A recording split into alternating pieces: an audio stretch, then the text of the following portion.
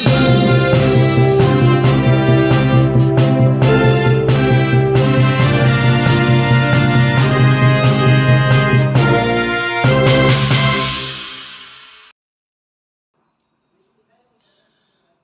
दोस्तों, आप जुड़ चुके हैं hit fit news TV channel में और मैं हूं हरनाम सिंह बड़वाल। दोस्तों, हमारे चैनल में आपका बहुत बहुत स्वागत।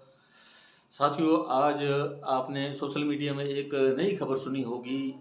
राजस्थान के अंदर बीजेपी की एक करतूत सामने आई है। मैं तो करतूत ही कहूँगा, क्योंकि भाजपा जिस प्रकार की हिंदुस्तान के अंदर 2014 के बाद राजनीति कर रही है, उससे हर कोई वाकिफ है, हर कोई परिचित है।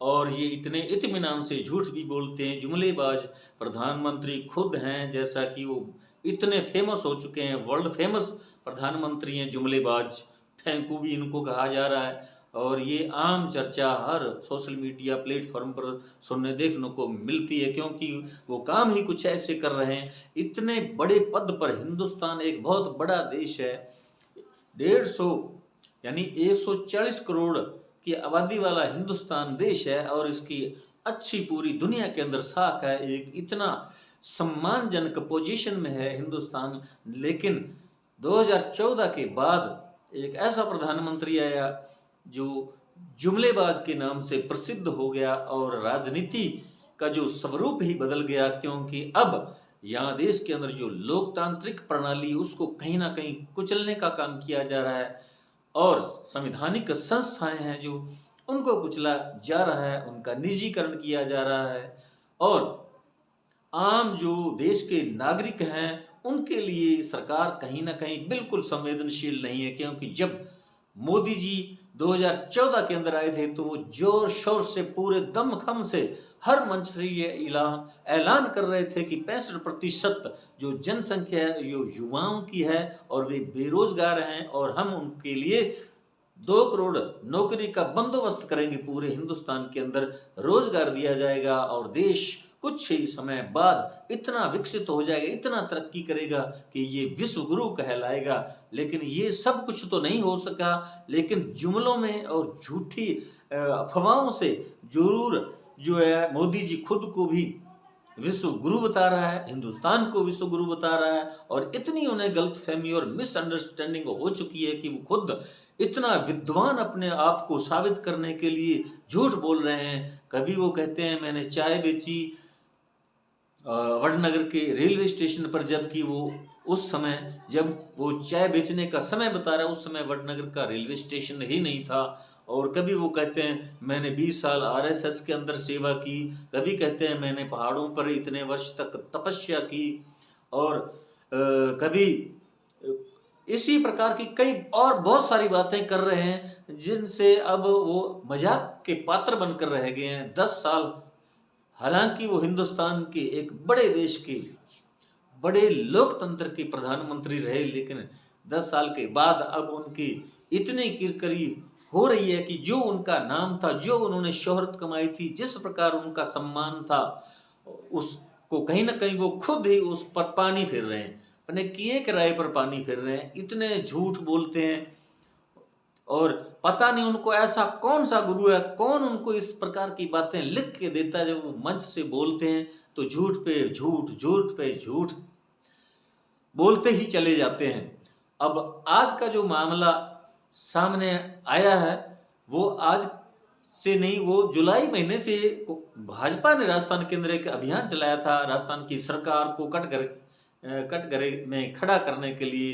क्योंकि जो विपक्ष होता है, उनकी भूमिका यही होती है, वो जो सत्ता में सरकार होती है, उसकी जो खामियां होती हैं, उनके क्रियाकलाप में, उनकी योजनाओं के अंदर जिस प्रकार की वो अव्यवस्था होती है, तो उस पर वो बिल्कुल उनका ये राइट बनता है। और उन विपक्ष की भूमिका भी यही होती है, उनका यही रोल होता है कि वो उनकी कमियों को आम जनता के सामने लाएं, और उनका विरोध करें, ताकि जो सत्ता में सरकार है वो सही ढंग से अपना जो दायित्व है जनता के प्रति, तो उसको निभाए। लेकिन जब पार्टी जो एक इतनी, जो राष्ट्रीय विश्व की सबसे बड़ी पार्टी है भाजपा, तो जब प्रधानमंत्री खुद ही झूठ बोल रहे हो किसी पार्टी की कार्यशैली को लेकर, वास्तविक सच्चाई हो तो अलग बात है, लेकिन जब झूठ के नाम पर वो पार्टी को बदनाम करें, तो ये तो नहीं हो सकता कि जिस पार्टी पर आरोप लगा रहे हैं, बदनाम कर रहे हैं, तो वो क्या वो सच सामने नहीं लाएगी?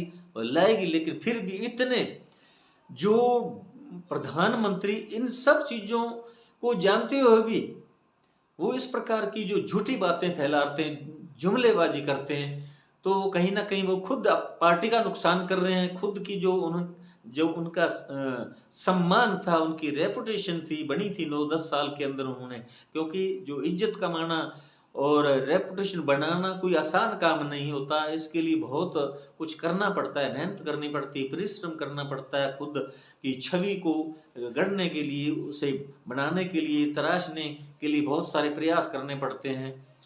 लेकिन बिगाड़ने में तो कोई वक्त नहीं लगता। चंद मिनटों के अंदर अपने किए कराए पर अपनी अपमान भी आदमी करवा सकता है। तो इन चीज़ों की तरफ मोदी का बिल्कुल ख्याल नहीं है। वो जो भी जुबान पर उनके आता है वो बक देते हैं।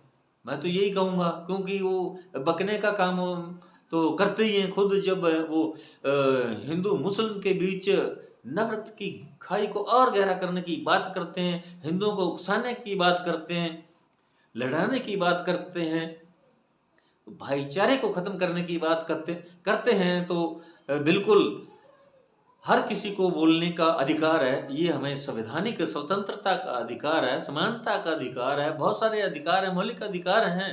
तो उनके अंतर्गत हर नागरिक को अपनी बात रखने का अधिकार है। तो जब उनके जो उनके द्वारा चुने गए प्रतिनिधि हैं, देश को चला रहे हैं, बागडोर जिनके हाथों में सौंपेगी जनता द्वारा, अब वो जो करता धरता है देश के खुद प्रधानमंत्री ही जब अपने दायित्व के प्रति संवेदनशील नहीं है, वो इस प्रकार की जो है उल जुलूल बातें करेंगे, तो उन पर सवाल तो खड़े होंगे, उन पर भी आरोप तो लगेंगे।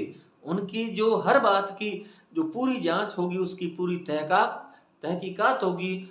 और इसलिए प्रधानमंत्री को कुछ ना कुछ बिल्कुल सोच समझ कर अपनी बात मुंह से निकालनी चाहिए। तो जो ताज़ा मैं बात करने जा रहा हूँ, ये जैसलमेर के एक किसान हैं जिनका नाम मधुराम जयपाल है। और बीजेपी ने अपने एक पोस्टर के अंदर उसका फोटो लगाकर उस पर लिख दिया कि राजस्थान के अंदर जो कर्ज के तले हैं, दबे हुए किसान हैं, तो उनकी ज़मीनें नीलाम हो गई हैं। तो ये पोस्टर जो है उस पे आप इस तस्वीर में देख सकते हैं, जो लिखा हुआ है कि जो है 19,000 से अधिक किसानों की ज़मीनें नीलाम हो चुकी हैं। तो जो माधोराम जयपाल है, ये पोखरण के एक रामदेवरा के रिखू राम की ढाणी के निवासी हैं। 70 साल की इनकी उम्र है। उनका ही एक रिश्तेदार लड़का वहाँ जयपुर जब गया, तो वहाँ उसने बाजारों के अंदर बीजेपी के बड़े बड़े होर्डिंग्स लगे देखे, उन पे उन्होंने उस मधुरम जयपाल की फोटो देखी, बड़ी तस्वीर देखी, तो उन्होंने बड़ी गौर से उसे देखा और पढ़ा कि इनकी ज़मीन नीलाम हो चुकी है।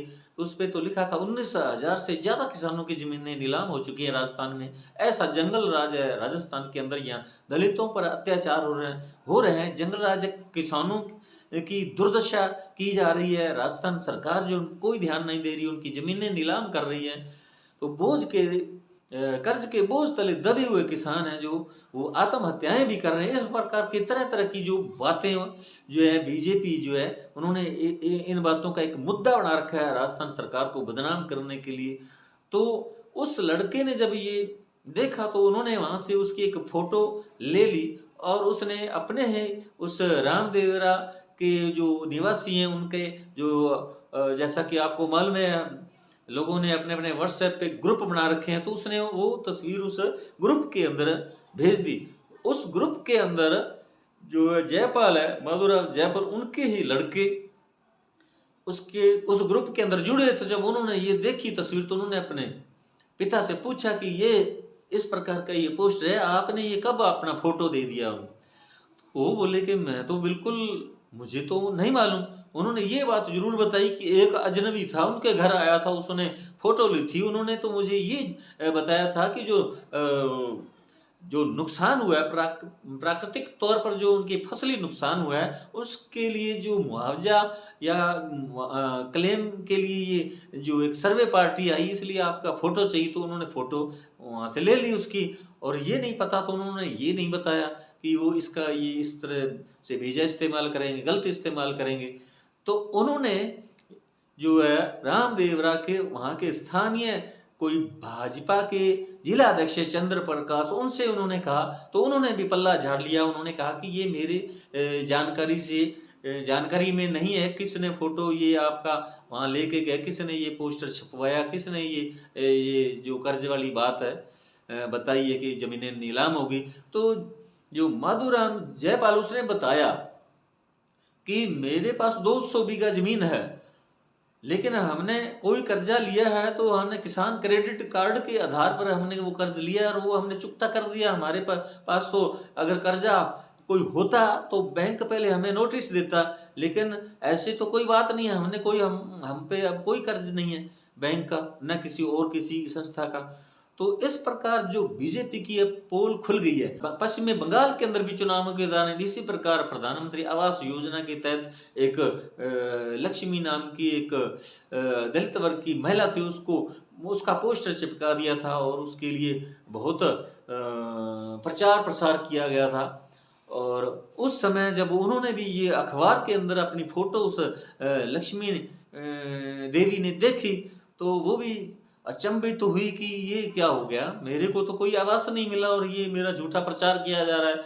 इसी प्रकार राजस्थान के अंदर भी वसुंधरा सरकार के समय भी इसी प्रकार एक भरतपुर के अंदर, दौसा के अंदर भी, भरतपुर के अंदर भी इसी प्रकार एक पाठशाला का एक लड़का था, बच्चा था, उसकी फोटो पता नहीं कैसे कब कहाँ लेकर जो वसुंधरा राजे थी, उन्होंने प्रधानमंत्री के साथ एक कोई स्कूल बैग था, उस पर उसकी फोटो चस्पा कर दी और उस समय भी एक बड़ा बवाल खड़ा हो गया था।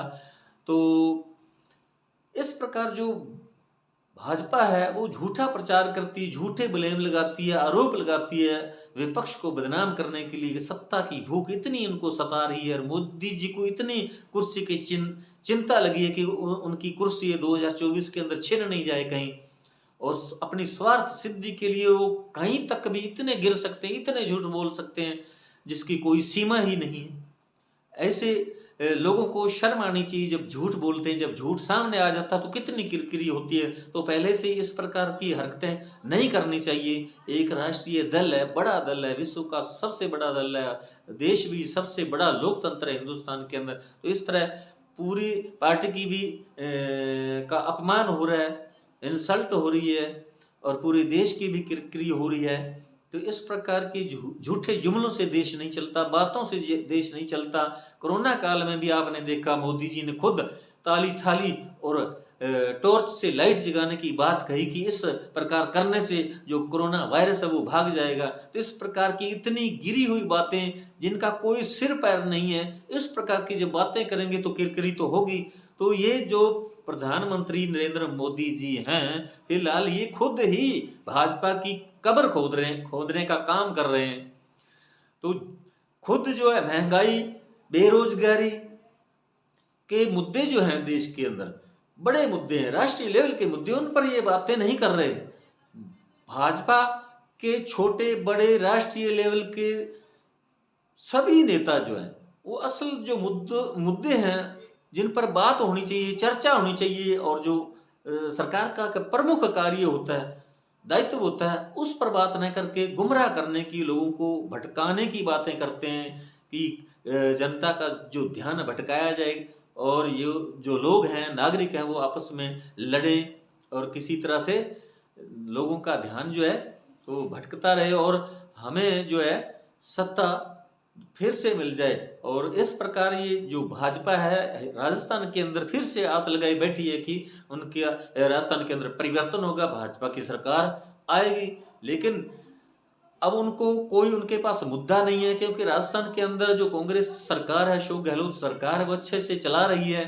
जो सचिन पायलट जो पूर्व उप मुख्यमंत्री थे और गहलोत, दोनों के बीच सुलह हो चुकी है और दोनों ही बड़े नेता हैं, दिग्गज नेता हैं कांग्रेस पार्टी के राजस्थान के, और वो पूरी तरह से अच्छे से देश राजस्थान को चला रहे हैं। बिल्कुल पार्टी के अंदर किसी भी तरह की कोई गुटबाजी नहीं है, और यही एक कांग्रेस का प्लस पॉइंट है। और भाजपा के अंदर जो गुटबाजी है वो तो आपने देख ही रखी है। वसुंधरा और मोदी आमने सामने हैं, और मोदी जी जो है वो चाहते हैं कि वसुंधरा राजे सिंधिया को साइड लाइन कर दिया जाए, लेकिन जैसा आम लोगों की जुबान से सुन रहे हैं, पता चल रहा है, जो सच्चाई सामने आ रही उससे पता चल रहा है कि जो वसुंधरा राजे है वो कहीं ना कहीं भाजपा को राजस्थान के अंदर कमजोर कर रही हैं। क्योंकि अगर उनको सीएम चेहरा घोषित नहीं